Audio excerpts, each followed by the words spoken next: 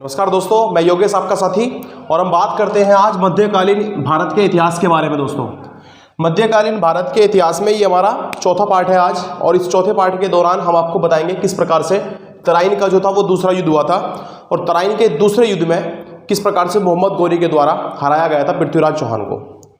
आप जानते हो, जैसा कि आप जानते हो, 1191 में मोहम्मद गोरी और पृथ्वीराज चौहान के बीच में पहला युद्ध हुआ था, और पहले युद्ध के दौरान बुरी तरह से हार का सामना करना पड़ा था किसको? मोहम्मद गोरी को। उसके बाद उसकी ऐसी बिल्कुल भी हिम्मत नहीं थी कि वो किसी तरीके से भारत में दोबारा से आक्रमण कर सके। लेकिन ऐसे में आप जानते हो, कहीं ना कहीं पृथ्वीराज चौहान का एक रिश्तेदार, उसके ससुर कौन? जयचंद, ये किसी न किसी तरीके से जलते थे किससे? पृथ्वीराज चौहान से। और इन्होंने उसी जलन का, उसी कसक का कहीं ना कहीं बदला लेने के लिए न्योता भेजा किसके पास? मोहम्मद गोरी के पास। और मोहम्मद गोरी को इसने बुला लिया। मोहम्मद गोरी को बोला कि तू फिर से आजा, फिर से अटैक कर एक बार पृथ्वीराज चौहान के ऊपर, और इस बार हम तेरा साथ देंगे। मोहम्मद गोरी उधर से बोला कि भाई अगर मैं दोबारा अटैक करूँगा दोबारा हारूंगा, भाई बंदा वही है, सेना वही है, सब कुछ वही है, तो मैं कैसे जीत सकता हूँ उससे।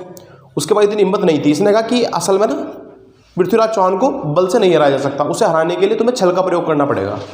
तो दोस्तों, उस टाइम पर होता क्या था कि जब दो सेनाएं लड़ती थी ना, तो इनके लिए कुछ नियम बने हुए थे। नियम कुछ इस टाइप से हुआ करते थे कि दिन में तो लड़ाई करते थे, और शाम को जैसे ही सायंकाल के बाद सब अपने अपने तंबुओं में चले जाते थे। मैदान में तंबू हुआ करते थे, सब तंबुओं में अपने बैठ करके आराम करते थे। जो लोग घायल होते थे उनको मर्रम पट्टी वगैरह वहीं पर की जाती थी। दोस्तों, ऐसे में मोहम्मद गोरी भी यही कर रहा था, और पृथ्वीराज चौहान भी। लेकिन मोहम्मद गोरी क्योंकि छल से जीतना चाहता था, कैसे भी जीत आए, जीत उसके लिए मायने रखती थी। उसने क्या किया, रात को पृथ्वीराज चौहान की सेना के तंबुओं के ऊपर क्या करा दी? अटैक करा दिया। और आप इससे समझ सकते हो छल था तो इस प्रकार की कैसी जीत। खैर, जो भी है, इस प्रकार से तराइन का दूसरा युद्ध किसने जीता? मोहम्मद गोरी ने जीता। दोस्तों, कब हुआ था? 1192 में। पहला कब हुआ था? 1191 में। उसमें कौन जीता था? पृथ्वीराज चौहान। दूसरा कब हुआ? 1192 में। इसमें कौन जीता? मोहम्मद गोरी। इतिहास में अलग अलग जो गाथाएं हैं, कविताएं हैं, कहानियां हैं, किस्से हैं, और सभी कहते हैं कि पृथ्वीराज चौहान ने कई बार हराया था मोहम्मद गोरी को, लेकिन ऐसा नहीं हुआ था। पहले युद्ध में हराया था, उसको जिंदा छोड़ दिया था, और दूसरे युद्ध में जो था वो ये मोहम्मद गोरी दोबारा आ गया था, और जयचंद की सहायता से उसने इसको हरा दिया था। खैर, जैसे तैसे करके हुआ। अभी पृथ्वीराज चौहान तो हार गया। पृथ्वीराज चौहान को बहुत सारी यातनाएं दी किसने? मोहम्मद गोरी ने। आपने अभी हाल ही में एक मूवी आई थी अक्षय कुमार की, उसमें दिखाया गया है साफ साफ कि ये जो पृथ्वीराज चौहान है ये शब्द भेदी बाण चलाते थे, उसके लिए बड़े माहिर थे। और इनको जैसे जैसे उनके जो वो बेस्ट फ्रेंड थे, कौन? वो चंद्रबरदाई जो हैं, उन्होंने जैसे जैसे बताया कि वो जैसे जैसे उसमें पूरा दिखाया गया है कि ऐसे ऐसे करके मारा था मोहम्मद गोरी को, तीर मार देता बिना देखी, क्योंकि मोहम्मद गोरी ने उनकी आंखें जो थी वो निकलवा दी थी। ऐसा कुछ नहीं हुआ, ये सिर्फ मनगढ़ंत कहानियाँ हैं। स्टोरी को थोड़ा सा इंटरेस्टिंग बनाया जाता है इसके जरिए। लेकिन इतिहास में हमें जो है याद रखना है, मोहम्मद गोरी ने, पृथ्वीराज चौहान ने मोहम्मद गोरी को नहीं मारा था। मोहम्मद गोरी की जो मृत्यु हुई थी, यह कब मरा था? या इसको मारा गया था 1206 में। तो ये आपको ध्यान देना है दोस्तों, ये बिल्कुल आपको अच्छी तरह से स्पष्ट हो गया होगा। आगे की बात करते हैं। मोहम्मद गोरी ने अब दूसरा युद्ध लड़ा, कब? किसके साथ में? जयचंद के साथ में, 1194। 2 साल के बाद अब ये जानता था कि अगर किसी तरीके से किसको, जयचंद को भी हरा दिया जाए, तो फिर भारत पर, दिल्ली गद्दी पर अकेला ही बैठने के लिए कौन रहेगा? फिर यही रहेगा, कौन? मोहम्मद गोरी। और ये जयचंद को भी तब तक भली भांति ज्ञात हो चुका था कि यार पृथ्वीराज चौहान ही था जो क्या कर सकता था, मोहम्मद गोरी को हरा सकता था। अपने बस की बात ये नहीं है, और उसी को इसने मरवा दिया था। तो वही है ना, घर का भेदी लंका ढाए, तो वो तब से कहावत चली आ रही है, ऐसी बात नहीं है। खैर, मोहम्मद गोरी और जयचंद के बीच में युद्ध हुआ। इस युद्ध को क्या कहा जाता है? चंदावर का युद्ध। तो मैंने आपको 3 युद्ध बताए दोस्तों, उम्मीद करता हूँ आपके समझ में आ गए होंगे। आप अपने अपने जैसे जैसे फ़ोन को देख रहे हो, लैपटॉप पे देख रहे हो, फ़ोन पर देख रहे हो वीडियो को, वहीं पर बैठ करके एक बार दोबारा से दोहरा दीजिए दोस्तों। पहला युद्ध कब हुआ था? 1191 में। और ये किसका युद्ध था? तराइन का युद्ध था। पृथ्वीराज चौहान और मोहम्मद गोरी के बीच में हुआ था। जीता कौन था दोस्तों इसमें? पृथ्वीराज चौहान जीता था। पहला हो गया। दूसरे में तराइन का युद्ध हुआ, दूसरा भी। ये तराइन का दूसरा युद्ध कहलाता है। ये किस किस के बीच में हुआ था? ये भी पृथ्वीराज चौहान और मोहम्मद गोरी के बीच में हुआ था। इस बार कौन जीता? मोहम्मद गोरी जीता। ये भी समझ में आ गया होगा। तीसरा युद्ध चंदावर का युद्ध हुआ था, ये कब हुआ था? 1194 में। ये किस किस के बीच में हुआ था? ये हुआ था दोस्तों आपका मोहम्मद गोरी और जयचंद के बीच में। इसमें कौन जीता था? मोहम्मद गोरी जीत गया था और जयचंद को इसने मार दिया था। बच्चों ये आपको ध्यान देना है। ये तीनों ही युद्ध पेपर में पूछे जा सकते हैं, कोई सा भी इनमें से आ सकता है, चाहे आपका एग्जाम सेंटर लेवल का हो, चाहे आपका एग्जाम स्टेट लेवल का हो, किसी का भी कोई भी एग्जाम हो, इसमें सबके लिए बड़ा इंपॉर्टेंट इतिहास रह जाता है। अच्छा, इसके अलावा और इंपॉर्टेंट फैक्ट्स क्या बनते हैं दोस्तों, वो मैं आपको बताना चाहूंगा इस पूरी घटना के दौरान। ऐसा हुआ ना कि ये मोहम्मद गोरी जो था दूसरे युद्ध में, जब तराइन के युद्ध में आया तो अकेला नहीं आया था, अपने साथ कुछ लोगों को लेकर के आया था। तो उनमें खास लोग कौन कौन थे? एक का नाम ध्यान देना है आपको, मोइनुद्दीन चिश्ती। मोइनुद्दीन चिश्ती ये कौन है? आपने ना सुना होगा, राजस्थान में अजमेर में एक दरगाह है और उस दरगाह पर बहुत सारे लोग जाते हैं, मंदिर है वो, मतलब मस्जिद कहें या कुछ भी, मजार वगैरह कुछ भी कह लीजिए उसको, तो वहाँ पर चादर वगैरह चढ़ा करके आते हैं लोग। तो वो जो अजमेर दरगाह है वो किसकी है? मोइनुद्दीन चिश्ती की है। ये सूफी धर्म प्रवर्तक थे। कौन थे ये? सूफी धर्म प्रवर्तक थे, ये आपको ध्यान देना है। एक तो ये आए थे इसके साथ में, और इसके साथ में कौन आया था? इसके साथ में आया था कुतुबुद्दीन ऐबक। अब ये जो कुतुबुद्दीन ऐबक है ये इसका खास गुलाम था दोस्तों। क्या था? खास गुलाम। अच्छा, इस गुलाम की वजह से ही इसने जो है ना तराइन का और चंदावर का युद्ध भी जीता। तो इन दोनों ही युद्ध में इसका मेन रोल था, ये ध्यान रखना है। अगर आपसे कोई पूछ ले कि किसने जितवाए थे तराइन का और चंदावर का युद्ध मोहम्मद गोरी को, तो आप बताओगे कुतुबुद्दीन ऐबक ने। बहुत प्रभावित था इससे, ये अपने गुलामों को बच्चों की तरह मानता था। कौन? मोहम्मद गोरी। बाद में अपने जाने के बाद अपने जो राज्य थे ना, जितने जीते हुए थे या जो भी राज्य था, सब धन संपदा, इसका इसे बिल्कुल भी मोह नहीं था, कोई लालच नहीं था, सब नाम करके चला गया था किसके? अपने गुलामों के। वो हम आगे चर्चा करेंगे। खैर, चंदावर का युद्ध के बाद क्या हुआ? चंदावर के युद्ध के बाद दोस्तों इसने, मोहम्मद गोरी ने ना, जो चांदी के सिक्के होते हैं, चांदी के सिक्के के एक तरफ ना क्या कर दिया था? माता लक्ष्मी जी की मूर्ति जो है वो छपवा दी थी, वो निकलवा दी थी। ये ध्यान रखना है दोस्तों। तो अगर आपसे पूछ रहा जाए कि माता लक्ष्मी के मूर्ति के सिक्के किसने चलवाए थे, तो आप बताओगे मोहम्मद गोरी ने। और साथ साथ उसके पिछले पृष्ठ पर, पिछली तरफ इसने कलमा गुदवा दिया था। कलमा होता क्या है दोस्तों? अपने बारे में ना कुछ विशेष प्रकार की टिप्पणी करवा देना, कुछ लेख लिखवा देना, छोटे मोटे लेख। आपने सुना भी होगा, जैसे अभी कुछ दिनों पहले लिखा गया था 10 रुपये के नोट पर, सोनम गुप्ता बेवफा है। उसी टाइप के जो लेख थे वो भी किसने लिखवाए थे? किसने लिखवाए थे दोस्तों? ये आपको ध्यान देना, मोहम्मद गोरी ने लिखवाए थे। खैर, आगे चलते हैं। ये सब कुछ आपके समझ में आ गया होगा। फिर एक है इक्ता। अभी इक्ता सिस्टम क्या है? असल में क्या होता था कि जो इसके सैनिक थे ना, इसके यहाँ जो सेना में भर्ती थे लोग, उसे ये क्या करता था? वेतन नहीं देता था, बल्कि वेतन की जगह पर उन्हें जमीन नाम कर देता था उनके। ये कौन? मोहम्मद गोरी। ये आपको ध्यान देना है दोस्तों। तो अगर पूछ रहा जाए भारत के अंदर इक्ता सिस्टम किसने चलवाया था, इंग्लिश में ऐसे लिख देते हैं, हिंदी में ऐसे बोल देते हैं, तो इक्ता सिस्टम किसने चलवाया था? ये मोहम्मद गोरी ने चलवाया था दोस्तों। यहाँ तक की बातें आपके समझ में आई होंगी। आगे बात करते हैं। अब ये इसका लास्ट इन्वेजन है, यानी कि इसका आखिरी आक्रमण है। अब इसने आखिरी आक्रमण किस पर करा? ये करा था मोहम्मद गोरी ने खोकर प्रजाति पर, या फिर यूँ कह लीजिए खोकर जाति के जो लोग होते हैं उनके ऊपर कर दिया था। ये खोकर जाति के लोग क्या करते थे? थोड़ा बहुत जो है पैसा वैसा लूटते थे और उसे इकट्ठा करते थे बहुत सारा, और ऐसे करके बड़े बड़े गोदाम भर लेते थे। तो ऐसी स्थिति में मोहम्मद गोरी ने खोकर प्रजाति के ऊपर क्या कर दिया? हमला बोल दिया, उनके ऊपर आक्रमण कर दिया। और ऐसी स्थिति में ये इसका आखिरी युद्ध भी था। 1206 का ध्यान रखना, 1206 में इसकी मृत्यु हो गई थी। मारा किसने था इसको दोस्तों? इसको मारा था खोकर जाति के एक सरदार ने। खोकर जाति के सरदार ने मार दिया था किसको? मोहम्मद गोरी को। कहां पर मारा गया था पूछा जा सकता है, तो दमियक। ये कहां पड़ता है? वेस्ट पाकिस्तान में दोस्तों। तो ये वेस्ट पाकिस्तान में एक एरिया है दमियक, वहां पर किसको मार दिया गया था? मोहम्मद गोरी को मार दिया गया था। किसने मारा था? खोकर।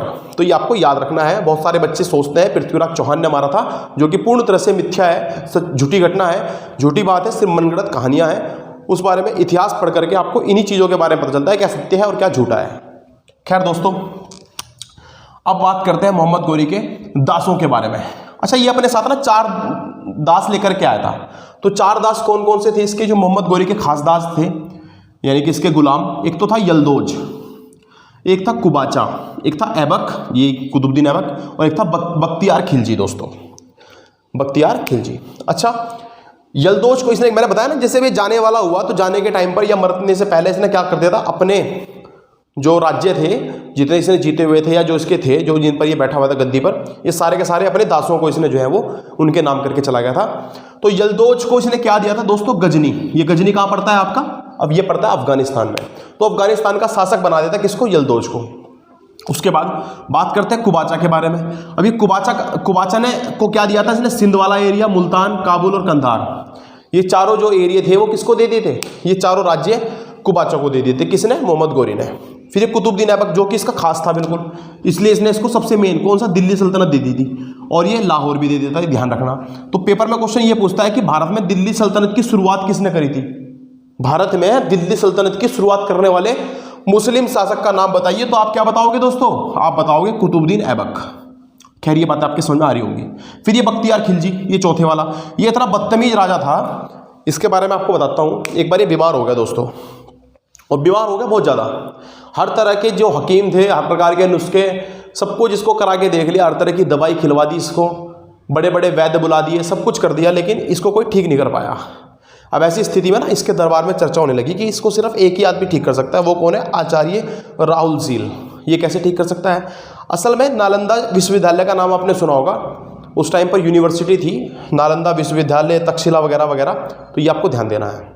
और इसमें जो थे ना वैदिक शास्त्र इतना तगड़ा था, इनके जो वैद्य हुआ करते थे, इनके पास जो रसायन हुआ करते थे उस टाइम पर, जो मतलब इनके पास जो औषधियाँ हुआ करती थी, या इनके पास जो किताबों में इनका हर चीज़ का क्या था, निवारण था इनके पास।